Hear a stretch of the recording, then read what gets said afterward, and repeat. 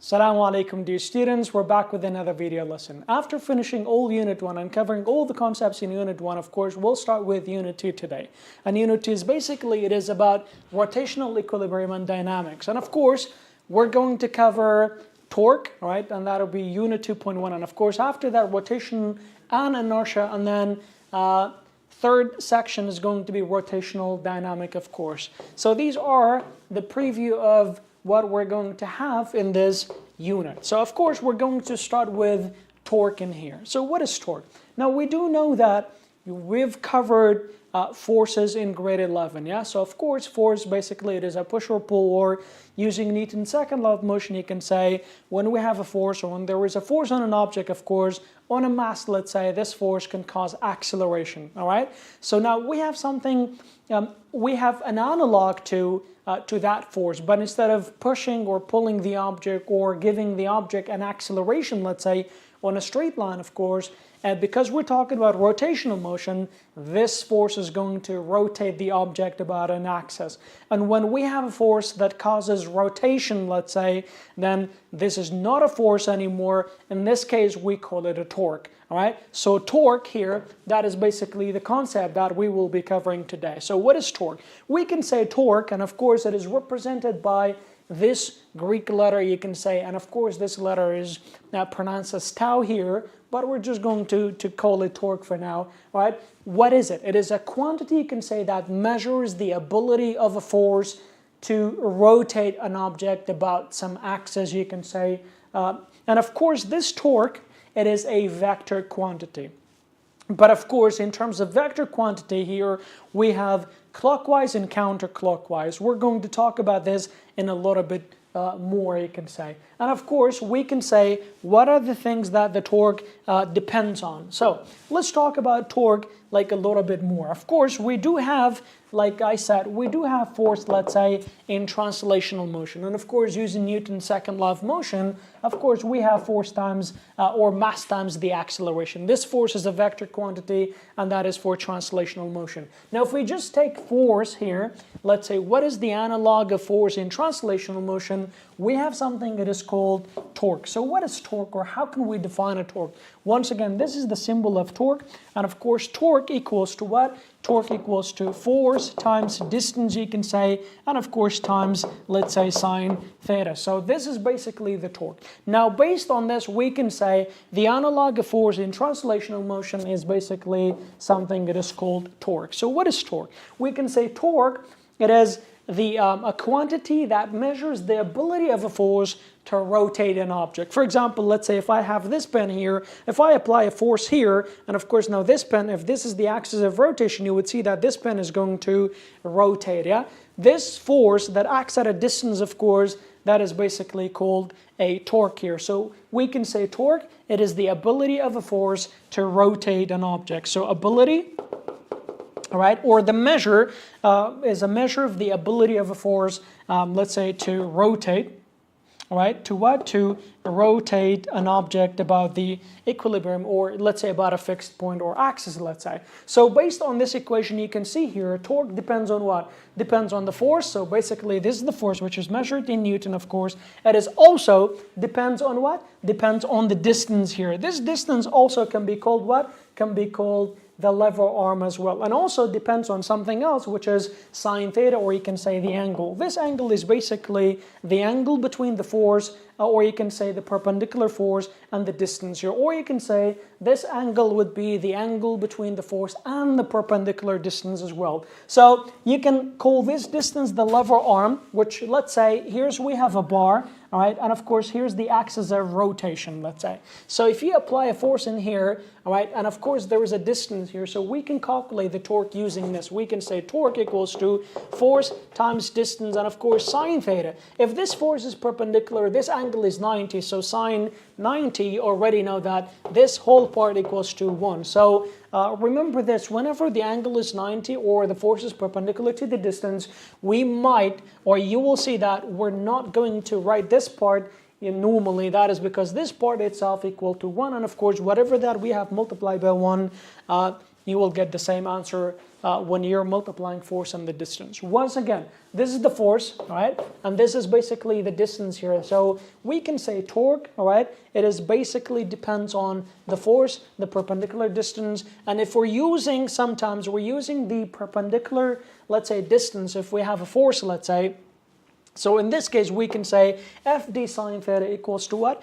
Equals to the lever arm as well. What do we mean by this? Let's say that we have a wrench here, right? And let's say this is the wrench, okay? This wrench is acting at a certain angle, let's say, to loosen a nut here, okay? So let's say this force is, is being acting like this here. So you can see that this force is perpendicular to this distance, not to this distance. So if this is the distance that we have for the wrench, or the length of the wrench, and if this is the force here, we can say this part here, you can see that the force is basically perpendicular to this distance here. So now, of course, we can call this distance d sine theta, right? So d sine theta can also be called the lever arm here. So once again, if we have an angle, right, then d sine theta can be called the lever arm. If we don't have the angle, then of course you can find the torque using force and the distance, and of course this distance, then it is the lever arm here. So once again, if you only have the distance, that is the lever arm. If you have the theta, so you can say distance sine theta, that would also refers to the lever arm. Watch this here. Remember, we said torque is a vector, yeah? So if we go back to this here, and so going to a new one here, let's say we have a bar once again, and of course this is the axis of rotation. What do we mean by the axis of rotation? That means, let's say if I have this pencil and if I apply a force downward, let's say here, so I have this pen, right? If I apply a force here, you can see that this is the axis of rotation, so you can see that the pen is going to rotate about this axis here. So that is what we mean by the axis of rotation. So this part would be kind of like rotating here, or the other part would be rotating about this point right here. Now, when it comes to the direction of the torque here, now of course we have clockwise and counterclockwise direction here. So once again, axis of rotation, right? Sometimes you can have, let's say, a pivot, a fulcrum here, right? That also represents the axis of rotation here. And of course, this is the force here. So if I apply a force here, you would see that this bar is going to rotate like this. So how do we know whether it is clockwise or counterclockwise? Here's what you need to do. Always draw a clock right on the axis of rotation. So let's say this is the axis of rotation, 12, 3, 6, and 9, yeah? So of course, if it is going to rotate like this, that is clockwise direction or clockwise rotation. So it rotates just like in the clockwise direction here. But if it is going to rotate the other way, let's say if I have a force upward, this upward force will make it rotate like this. And of course, if it rotates like this, that is called counterclockwise direction or anti-clockwise direction. So once again, if it is clockwise direction, the direction of the torque is going to be negative, or we give it a negative sign. If it is going to be opposite to the direction of the clock, or counterclockwise, or you can call it anti-clockwise, then of course our torque is going to be positive here. All right, so remember this, okay? Now, torque equals to, once again, torque equals to F times d sine theta, you can say, yeah? So it depends on the force, it depends on the distance, depends on the angle as well in here. So, but if we don't have any angles, or you can see if the angles right here is 90, then of course you don't need this part. You can just write, you can find the torque using this. You can say F equals to, or torque equals to force times the distance. But if we're going to find the direction of this torque specifically, because it is rotating in clockwise direction, of course we're going to give it a negative direction here. All right, so let's consider more examples of torque and all that. Okay, so before that, all right, let's go through this. And of course we have like cases where we can find the torque where it is maximum, and other cases where the torque is minimum. And of course we have other situations where the torque is between max and minimum, and that is going to be half of it, yeah, or half of maximum, you can say. Make sure you go through these definitions and all that, okay? So what else do we have? That is the equation of torque equal to F d sine theta, all right? So remember, the torque is measured in Newton meter, by the way. So the SI unit for torque, right, is equal to what? The SI unit, oops, this is not what I wanted. All right, so once again, let's zoom out this a little bit. I think I would have changed the setting here. So once again, you can see the torque here, it is equal to All right, let's zoom out a little bit. All right. So here we can say, right, this torque is equal to, as you can see here, F times d times sine theta. The force is measured in Newton, of course. The distance is measured in meters. So we can say torque, it is equal to, or the SI unit for torque equals to what? Equals to Newton meter. But can we simplify this unit furthermore? We know that Newton is a unit of what? Is a unit of force. And force equals to what? Equals to mass times acceleration. Yeah, Newton's second law. So mass times acceleration. So mass, or the unit of mass, is kilograms. Right? The unit of acceleration, that is meter per second squared. Right, meter per second squared, and then multiplied by the unit of a distance, which is meter again. So now, what would be the result of all this? Kilogram, meter, that is over second squared. So we can say the unit of torque can also become kilogram meter squared over second squared as well. All right, so, but remember this is not an SI unit. You can say these are the base unit of the torque here, but the SI unit is Newton meter. But of course, if you get this or see this unit, don't be surprised that is also a unit of a torque, which was one of the Wrya questions as well.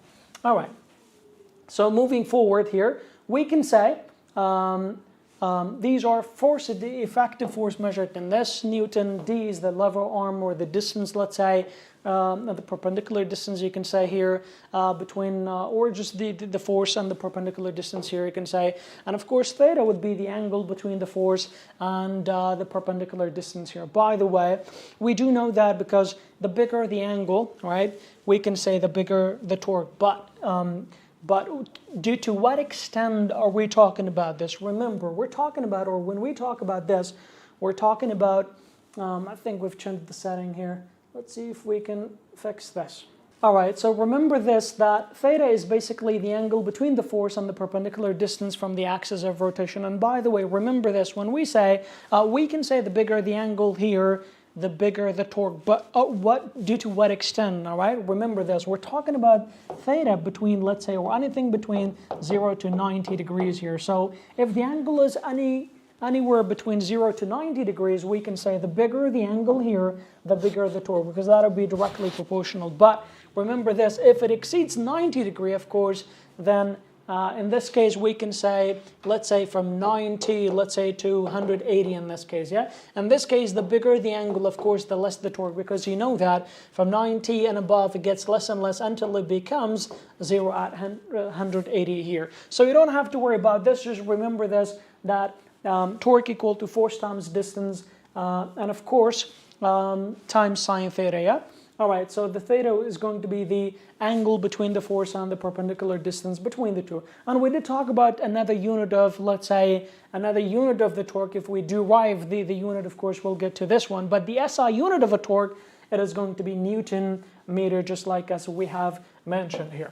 All right, so now, the torque depends on what, okay? So of course, based on this equation that we have here, we can say the torque depends on what? Depends on the force, depends on the distance, or you can say the lever arm, and also depends on the angle between the force and the distance, you can say. So the third one is going to be the angle between the force and the lever arm here. All right, but remember this, the bigger the force, the bigger the torque, the bigger the distance, the bigger the torque, and of course, this angle here, you have to be very careful if you say the bigger the angle, the bigger the torque, because that is only true if it is, let's say, for sine theta, let's say from 0 to 90, you can say. That is one thing. And also we can say from 180 to 270 as well. That is also true. Starting from 0 to 90, the bigger the angle, the bigger the torque. Or we can say starting from 180 to 170, the bigger, 270, my bad. All right, so the bigger the angle, the bigger the torque in this case. But if we exceed 90, for example, from 90 to 180, then the bigger the angle doesn't mean the bigger the torque, because it is a sign of the angle, so of course it is, or it does change here. And we did talk about the direction of the torque. We said if the rotation is counterclockwise, the torque is going to be positive. If it is clockwise, it is going to be negative. And what do we do when we have more than one force acting, let's say, on a bar or on a beam? Or what do we do when we have more than one torque, let's say? more specifically. In that case, of course, we're going to add all the torques, and of course, don't forget to regard their direction as well. So that means if there are counterclockwise, you add them. Of course, this is their positive. If it is, let's say, clockwise, these are going to be negative. So you're still going to add them, but because if it is clockwise, it's going to be negative. So in that case, you're going to subtract them here. Or in general, we can say if you have more than one torque, to find the net torque, we'll say net torque equal to torque 1 plus 2 plus 3 plus, like etc. until the end. Let's say all the forces that all the torques that we have. All right, now, since torque depends on the force and the distance, you can say the further away the force acting from the axis of rotation, the bigger the turning effect. And that is very obvious. Where do we get this tip from? All right, we get this one from the equation here. So the equation says the torque equals to what? Let's zoom out a bit. All right, so what does it say? It says we know that torque equals to what? Force times distance sine theta. So of course, this tip is about the distance here. So the bigger the distance here, we can say the bigger the torque, because these two are directly proportional. Or, more specifically, let's say this is the axis of rotation. If I apply a force here, this distance is small, of course I'll get a small torque here. What if I increase the distance here? Let's say this is d1, right? d2, by the way, the distance that you're taking, it is always, remember this, from the force, let's say, all the way to the axis of rotation. So if you're going to, let's say, consider distance 2 here, you're not going to measure this distance only. It has to be the distance from the axis, or from the distance from where the force is acting all the way to the axis of rotation. So let's say we have two forces. This distance is 1 meter and this distance is 1.5 meter, by the way. This distance, 1.5 meter, this distance is 1 meter. So if you're going to add or calculate this torque here, let's say torque equals to F times D1, let's just say, and then D1 is 1 meter, so F times 1 meter, let's say, right? What about for torque 2 here? We'll say for torque 2 equals to F times D2 here. So F, whatever the force is, right, multiplied by what is D2 in here? Do we use only 1.5? No, because 1.5 is just this distance, let's say, that I gave you. So if you're going to find the total distance, it has to be the distance from the axis where the force is applying or acting here, that is point of application, all the way to the axis of rotation. So this distance is 1.5 and this distance is 1. So what is the total distance now? It is 2.5 meters, yeah? So we'll say, of course, times 2.5 meter here. Then, of course, you get to find the torque here. All right, so now, when do we get, let's say, when do we have maximum torque? All right, remember this, guys. We have maximum torque when, let's say, the force is acting perpendicular, let's say, to the distance. So in another word, we can say, let's say, we have a bar, all right, that is for the first one, let's say, and this is the axis of rotation, okay? And then we know that this is the distance here, and the force is acting at this point here. So let's say this is the distance and this is the force, yeah? You can see here the angle between the force and the distance is 90 degrees. So if I want to find the torque here, we'll say torque equals to force times distance times what? You can say times sine theta here. But because the angle is 90 here, so what is sine 90? That is sine 90, it is going to be 1 here. So of course now we get force times distance, or in another word here, you can say this torque that you're going to find, it is going to be maximum torque in here. Yeah. So when do we get minimum torque or zero torque here? That is also a very good question here. So let's say we have the same bar. This is the axis of rotation here. And of course, let's say we have a force in here, all right? So let's say we have, or there is a force that is acting on, let's say this bar, but careful here, all right? Let me draw a few things that you need to remember here. When is the torque is minimum or zero torque? We can say the torque is minimum when the angle theta between, let's say, the force and the distance is 0 or 180 degrees here, because you do know that sine 0, all right, sine 0 is 0, sine, let's say, or sine 180, that is also 0 here. So when we have if the force is acting at 0 degrees, let's say, to the axis of rotation or to the distance here, let's say, then in this case the torque is going to be minimum or just 0. So when is this? We can say if this is the axis of rotation and this is the distance here. So remember this, if the force is acting in this direction here, you can see what is the angle between the force and the distance here. And of course you can see these two are parallel. If these two are parallel, that means the angle between the two is 0. And of course sine 0, it is 0. In that case here, we can say the torque is going to be F times D sine theta. Because the sine theta is 0, the whole thing, then of course the torque is going to be 0. Now, to make this one simple here, we can say this. As long as, watch this guys, if, all right, I think, we can say, I hope this one is working still. All right, so we can say this. If this is, once again, all right, if the force is acting, let's use blue again. If the force is acting on the axis of rotation, remember this. It could be at any point, all right? This is the axis. Axis of what? Axis of rotation. Let me fix this one here. So this is the axis of rotation. Axis of rotation. If the force is acting on the axis of rotation, whether if it is this way or this way, it could be this way, or it could be even the extension of the force if it is passing through the axis of rotation. In all these cases, the torque is going to be 0. Remember this. So when do we have 0 torque? We can say if the angle between the force and the distance is 0 or 180, that is 1. Second, we can say if the force is acting on the axis of rotation, you can say this is 2, second case. And of course, the third case, if the force or the extension of the force is passing through the axis of rotation. Let's say this is a bar here, right, or a triangle. It could be a fulcrum, a pivot here, and here is a bar, let's say, and of course this is the distance. If, watch this, you see, if the force is acting at this point here, right, this one also causes no torque, no turning effect at all. Why? Because you can see here, the extension of this force is passing through the axis of rotation at this point here.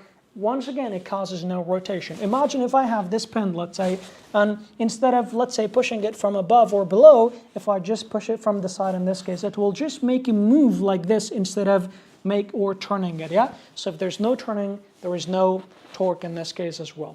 All right, now, so at the first case, we had maximum torque when the angle is 90 or 270. We have minimum torque or 0 torque when the angle is 0 or 180. And then, of course, remember, when do we have half of the maximum torque? Let's say, once again, so torque equal to F times D sine theta, yes? All right, so we said when the angle theta, let's say, is 90, it was maximum. When this angle theta was 0, of course, we had minimum or 0, yeah? So when do we have half of maximum? Do we just say when the theta equals to 45 degrees, we get like half of the maximum torque?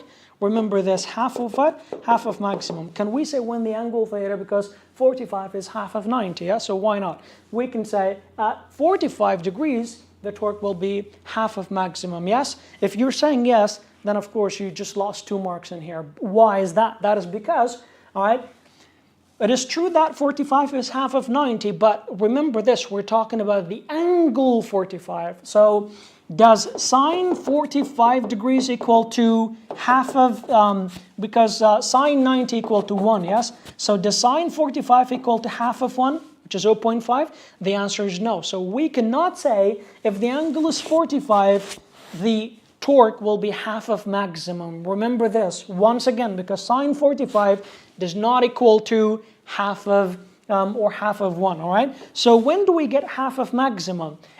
When the angle is 30, for example, when the angle is 30 degrees here, then we get half of maximum torque. In another way, you can say sine 30 degrees equal to what? Equal to half of 1, you can say, or just half.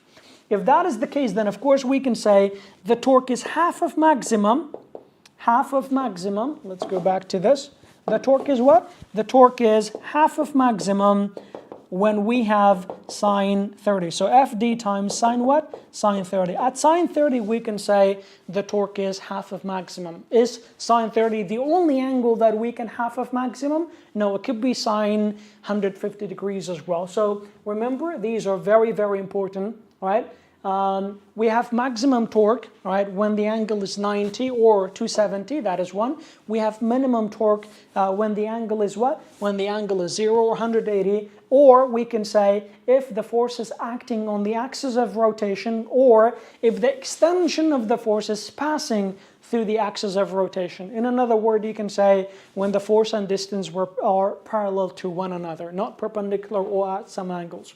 And then the third one, we have maximum or half of maximum torque at the angle of 30 or 150. All right, so force is acting at, let's say, at an angle or certain angle to the lever arm. Now we have this question says, in which of the angles, let's say in bracket, the torque is what? The torque is 0, the torque is, by the way, at these angles here, the torque is the greatest, half and 0, no torque at all. So we said we have the greatest torque when the angle theta is what? When the angle theta is 90 degrees, yeah? Do we have any other angles here where we can get maximum torque? The answer is no here, because sine 90 is 1, so 1 times FD, that'll be the maximum torque here. What about when do we get half of maximum torque? Remember this, we said we'll get half of maximum torque when the angle is what? When the angle is 30 degrees here, because 30 degree or sine 30 just equals to half. All right, what about when do we have 0 torque or no torque at all? That is when the angle is 0 or when the angle is 180 degrees, because sine of 0 and 180, these are both 0. So of course the torque will be 0 in this case. All right, now in order to understand more about torque, we have a few examples. Let's solve these examples together so we can we know more on how to, let's say, tackle problems like this or solve any questions related to torques. All right, so let's begin with the first one here. It says, find the magnitude and the direction of the torque. So remember, there's this two question basically. Find the magnitude and the direction. We said torque is basically what?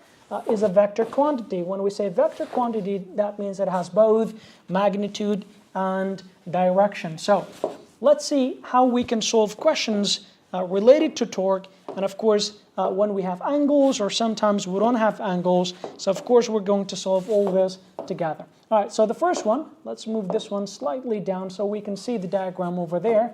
So we have a force of 100 Newton and a distance of 3 meters. So this is very easy, but before we do, let's find the magnitude first. How about the direction first? Well, let's do the direction first. Now, this is the axis of rotation, yes? And you can see here, a force is acting upward and the distance is 3 meters. So how do we know whether it is clockwise or counterclockwise? Let's say I'm new to this. I don't know how to. So we said the first thing you can do is draw, let's say, a clock right on the axis of rotation. And how do we do that? This is the axis of rotation. So you could just say 12, 3, 9, I forgot 6 and 9, yes? All right, so now look at the direction of the force. If you are not sure, you can always use the pen that you have or pencil. So if this is the pencil, this is the axis of rotation, always make sure that you pin down the axis or the end that is, let's say, right on the axis of rotation, and the force is acting upward here. So if the force is acting upward, that means the rotation is, you tell me, is it clockwise or counterclockwise? It is moving this direction, yeah? So is this the same way as the clock moves or opposite direction? Opposite direction. So we call it counterclockwise or anti-clockwise, yeah? So if that is the case, then the torque is going to be positive. Very, very good. So now, the next thing that you need to do is write the equation of the torque, yeah? So we said torque equal to F times D sine theta. All right, so now with me. What is the magnitude of the force? That is 100. Remember, we can say positive here because it is in counterclockwise direction. Multiply by the distance. What is the distance?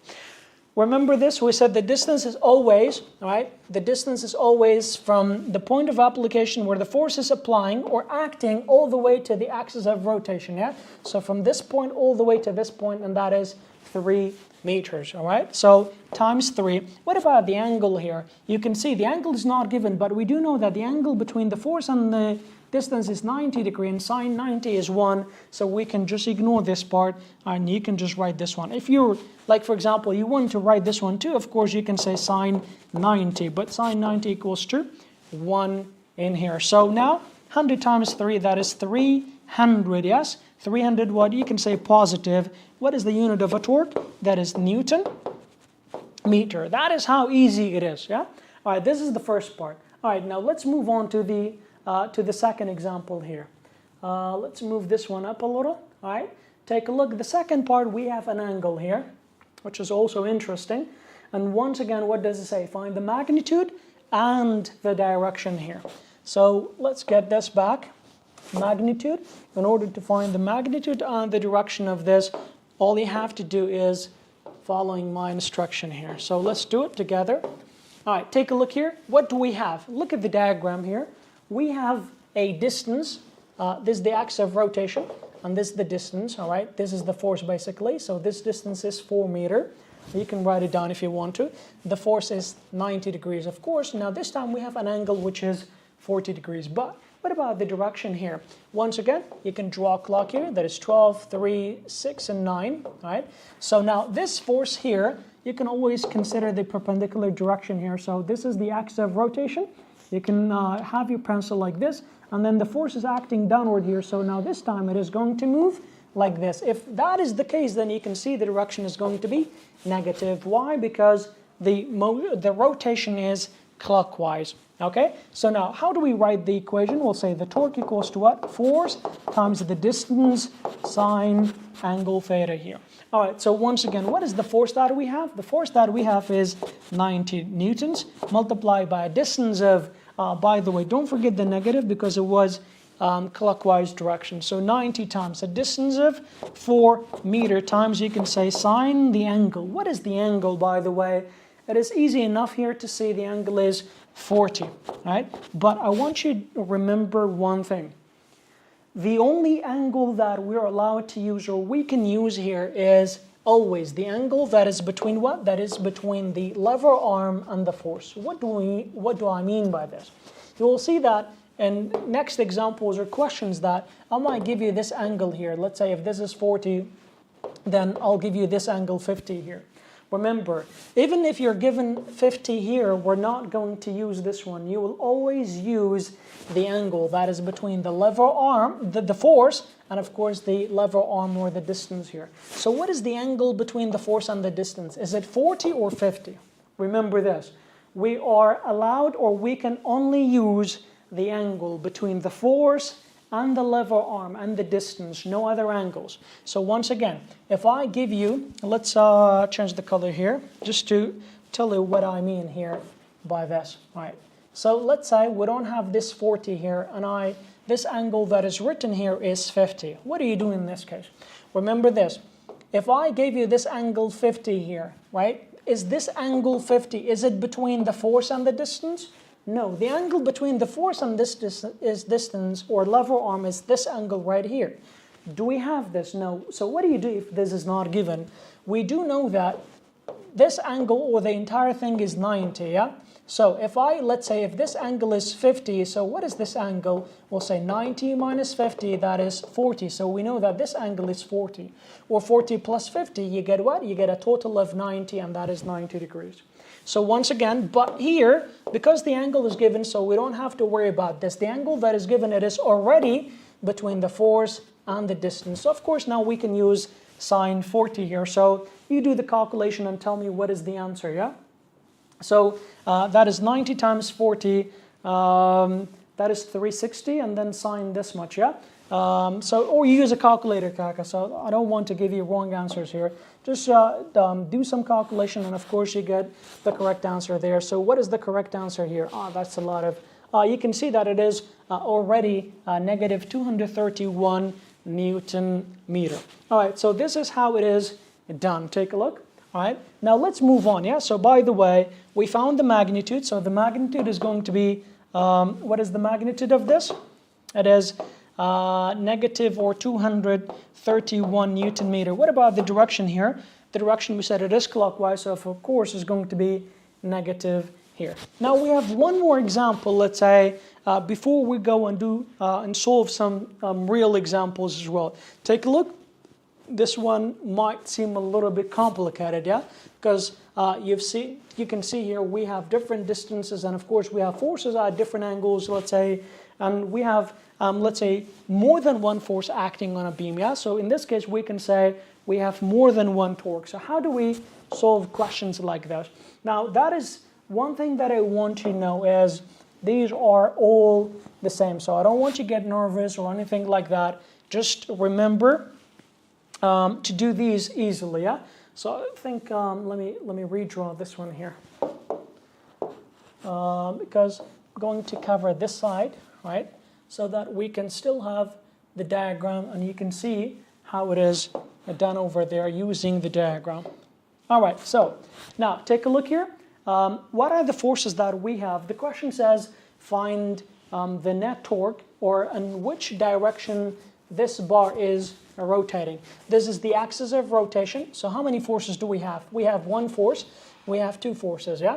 So now we're going to do that, or find the forces or the torque for them, okay? So the first one will say torque 1, right? Because we have two forces, that means two torque, two, let's say, turning effect, okay? So torque equals to force times, or F1, let's say, times distance sine theta, yeah? That is 1, let's say. What about for torque 2? We can use the same, yeah? But this time we're going to use F2 times D2, right? Let's call this one D1 and D2, and of course, sine theta 2, yeah? Let's say theta 1, theta 2, you can say. But remember this, for theta 2, the angle is or perpendicular, so we can say, we can even, actually we don't need this part here, so we can just erase it. Now, in terms of the direction here, how do we know which one is clockwise or counterclockwise here? This is the axis of rotation, yeah? So let's draw a clock one more time. So once again, 12, right? 12, 3, 6 and 9, yeah? So this one is acting like this, or if you take a perpendicular side here, it will make it rotate clockwise. If it rotates clockwise, that is negative. So this one is going to be, for F1 here, is going to be clockwise direction or negative direction, or negative. What about F2 here? You can see F2 is trying to move the beam or the bar counterclockwise direction. So F2 is going to be what? F2 is going to be positive, or this one is going to be positive. Now all you have to do, just plug in the numbers. And how do we do that? Let me write it here. Now what is the amount of force that we have? The force that we have is 450. Can you see this? Let's use or erase this one. The force that I have, it is 450. So we'll say force equal to 450 multiplied by. What about the distance? By the way, we said in terms of the distance, we always use the distance that is between the force and the axis of rotation here. In another word, we're going to use the distance from this point all the way to the axis of rotation, and that is 1.5 meters, all right? So 1.5 meter, and that is negative, don't forget, all right? And then multiplied by sine theta, but careful here, right? Remember, we said we're only allowed to use the angle between what? Between the force and the distance. Is this angle between the force and the distance? Absolutely not. So how do you find the angle between the force and the distance here? So we're trying to find this angle here, because this angle theta, that'll be between the force and the distance here, because this is the distance, yeah? Is this angle between the force and the distance? Absolutely not. So how do we do that? You guys know that. I should have zoomed in a little bit, but take a look. We do know that this angle, or the entire thing, is what? Is 90 degrees. You do know that, and of course, you agree with me, yeah? So, but if we have 30 here, so can I say 90 minus 30? So what would be left in this case, yeah? It is 30, yeah? So in this case, we can say 90 minus 30, that is going to be 60, yeah? So of course, now we can say this is 30, yeah? All right, so in this case, 60. So I can say this angle is going to be 60 degrees in here. All right, but of course, I think I've wrote 59 over there. No, it is still 60. Okay, so now let's go back to the other one. See if we can get back to the other one. All right, so here, all right, so now this angle is 60 here. So I'll just say sine what? Sine 60. Why using 60? Because we said we are going to use the angle that is between the force and the distance only. You might say, Mr., this is the distance, yeah, but that is also the extension of the distance as well, which means the same thing here. So sine what? Sine 60. Now I'll find the answer there. We're going to use a calculator now in a second. What about for the second one here? For the second one, the force that I have is 200 Newton. We said it is clockwise, so positive 200 multiplied by, what about the distance here? It is very, now take a look here. We have something a little bit different here. In terms of the distance, you're given two different distances. Which one are we going to use here? Well, you can say you're given distance in two different sets or separations here. Remember, we said we're going to measure the distance from the point where the force is acting all the way to the axis of rotation. So is it only 2 meters? No, because the whole thing is, this part is 1.5 meters and this part is 2 meters. So the whole distance is going to be what? You add this distance together, so it is going to be 3.5 meters here. Now all you have to do is just multiply the two, yeah? That is basically 600, and of course times 3, and then that is a half. Of course is, how much is this? That is 750, I guess. So let's get a calculator and do this calculation, yeah? Remember, that is not the answer that we want here, right? Because we want the net torque here. All right, so now we're going to use a calculator to get these values done, all right? So once again, 450 times 1.5 times sine 60. So 450 multiplied by 1.5 multiplied by sine what? Sine 60 degrees. And of course, we're going to get a value of, by the way, these are negative, so 584, 84, right? Not point, 84.56, or we can say 0.6, yeah? By rounding it up. What about the second one here? 2 times, or 200 times 3.5, yeah? 200 times 3.5, that is going to be 700s here. These are Newton meter. Of course, this one is Newton meter. So the question was, find the resultant torque, or find out which direction does the beam or the bar is rotating here. Now we can say the net torque, right? We have two torques, yeah? So we can say torque 1 plus torque 2. All right, so in this case, torque 1 is, remember, negative 584.6, and then torque 2 is positive, so plus 700. So we can say 700 minus 584.6, yeah? So 700 minus 584.6, we can say the result is going to be, right, I pressed it wrong. So 700 minus what? Minus 584.6. So the answer is going to be 115. 100 what? 115. Not this. 115. 115 point what? 0.4. And of course it's going to be positive. What does it mean if it is positive? That means the beam, or this bar, is going to rotate counterclockwise. And that is, of course, Newton meter, you can say. All right. So take a look at these, right?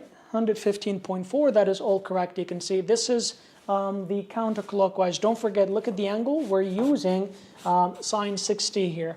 Remember, we're not going to use this angle because this angle is not between the force and the distance here, yeah? We have to use this angle here.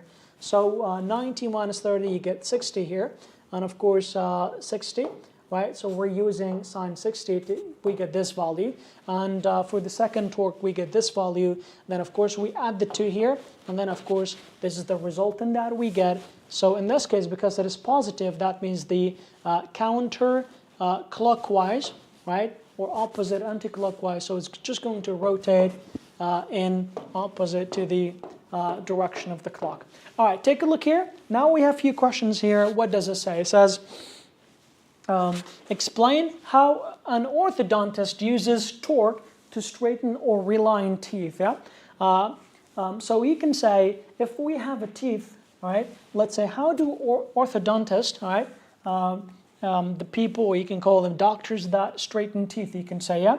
So of course, let's say we have a teeth in here. This teeth, of course, let's say something similar to this, yeah? The front teeth, let's say. So this is basically the root of the teeth, so you can call this one the axis of rotation. And of course, let's say these orthodontists, of course, they will use a brace at this point here. Let me use a different color so you can see the difference between the two. So let's say here's a brace, yeah?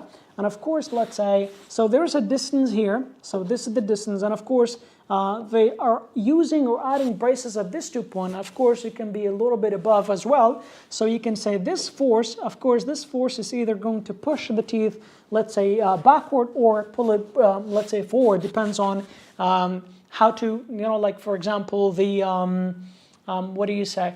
the position of the teeth, let's say, according to the braces in this case. So if it doesn't matter whether the brace is going to push, let's say, the teeth this way or pull it, let's say, outward in this case, or it could be this way in this direction. But these two, so basically there is the axis of rotation, there is a distance, and of course there is a force as well. So of course you can see there is a right angle or 90 degrees between the two. And or what does this remind you of this? Of course, when we have force and distance perpendicular to one another, that is basically a torque, and torque equals to force times distance. So this force on the braces will turn or cause a turning effect, straighten the teeth, yeah? So of course we can say orthodontist uses braces to apply a force at a distance. So here's a force. This force, like I said, could be either inward into the mouth or outward, let's say.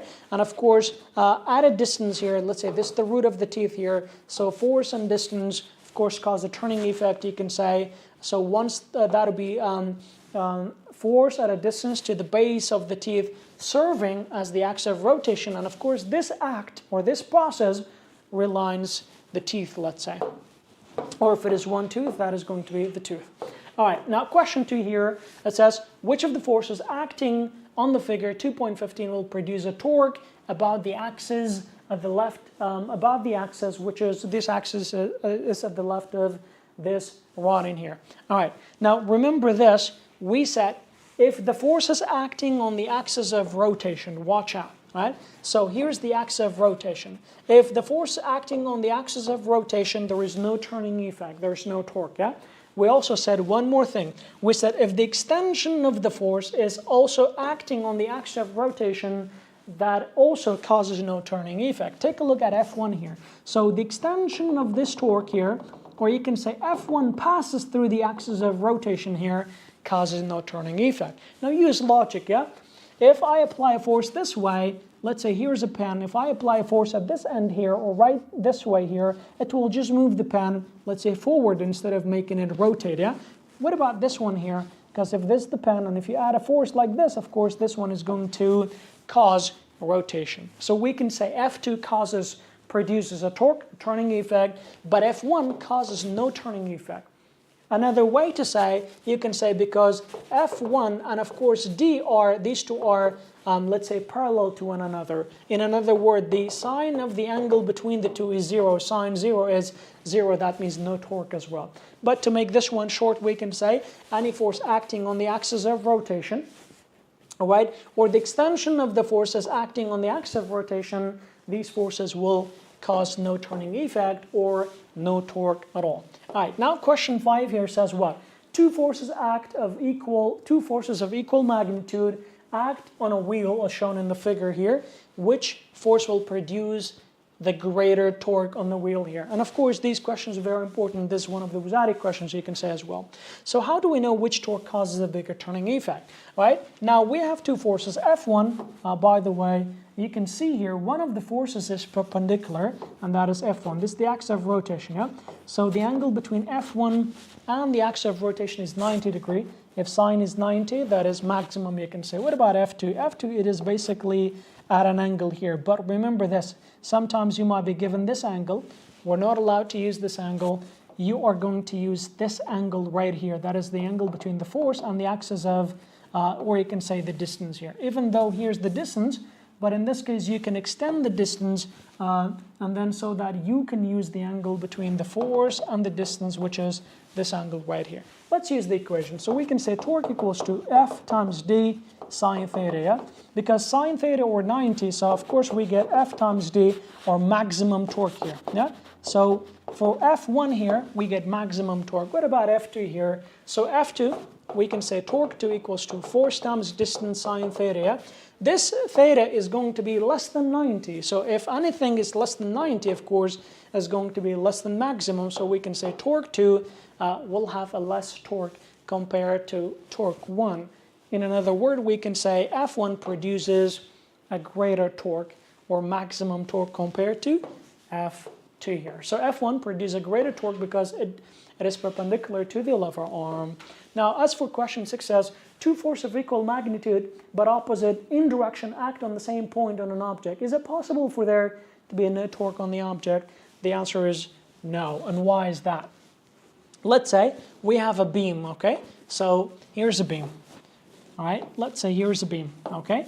So this is the axis of rotation.